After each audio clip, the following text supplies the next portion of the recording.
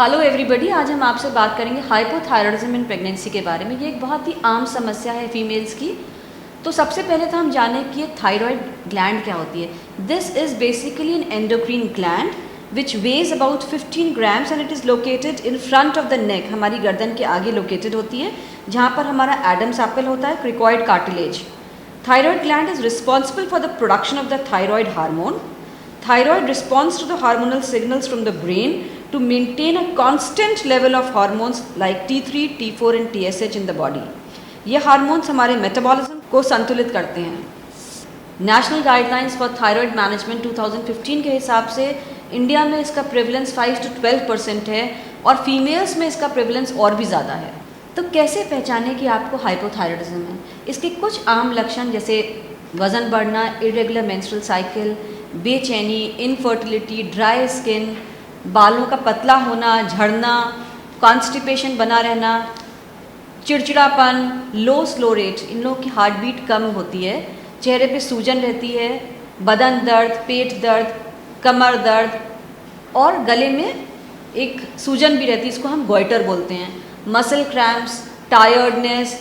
ये लोग कहते हैं कि हम सवेरे उठ रहे हैं और उठने के बाद घंटे भर भी काम नहीं कर पाते हैं, तो ऐसा लगता है दोबारा बिस्तर पर लेट जाओ, रेस्ट कर लो, आई फील वेरी टायर्ड। जितने भी हमने आपको लक्षण बताए ये बहुत ही कॉमन से लक्षण हैं और ये किसी बीमारी में भी हो सकते हैं। तो आमतौर से ये बीमारी बहुत लेट पता चलती है, लोगों को मालूम ही नहीं होता है कि उनको हाइपोथायरॉयडिज्म लंबे समय से है।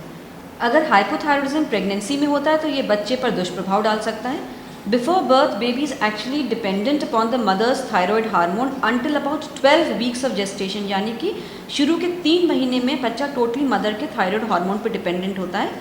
हाइपोथायरॉयडिज्म ऑफ मदर में actually play a very negative role even before many women realise that they are pregnant, क्योंकि आमतौर से जो फीमेल्स होती हैं ये 1.5 महीने 2 महीने बाद जब पीरियड नहीं आता है तब कंसल्ट करती हैं डॉक्टर को और जांच कराते कराते 2.5 महीने 3 महीने हो जाते हैं। In fact these babies of mothers who are hypothyroid in the first part of pregnancy and then even if they are adequately treated after diagnosis, their babies exhibit slower motor development than other children.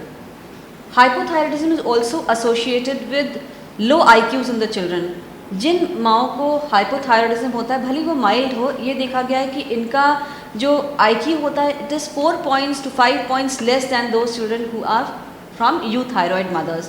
And similarly if you are severely hypothyroid in pregnancy and throughout pregnancy आपको severe hypothyroidism रहे, तो इन माओं के बच्चे जो होते हैं they are about 7 to 8 to 9 points less in IQ than the normal children, and these children also have difficulty in coping up in the school in the early years of their life. अगर pregnancy में thyroid असंतुलित बना रहे तो इसके माँ पे और बच्चे पे दोनों पे प्रभाव पड़ते हैं, जैसे कि रिकरेंट प्रेगनेंसी लॉस, बार बार गर्भपात होना, प्री टर्म बर्थ यानी कि 37 कंप्लीटेड वीक से पहले ही आपको डिलीवरी हो जाए, बच्चे का IUGR यानी कि इंट्रा यूट्राइन ग्रोथ रिस्ट्रिक्शन है, नॉर्मल समय नॉर्मल जेस्टेशनल एज के हिसाब से बच्चा कम ग्रो करे, अनीमिया हो सकता है, प्री एक्लेम्शिया हो सकता है, एसोसिएटेड डायबिटीज़ मेलाइटिस हो सकती है, प्लासेंटा जो है वो अपना यूट्रस से डिटैच हो सकता है जिसको हम अब्रप्शियो प्लासेंटा बोलते हैं, डिलीवरी के बाद ज़्यादा खून जा सकता है।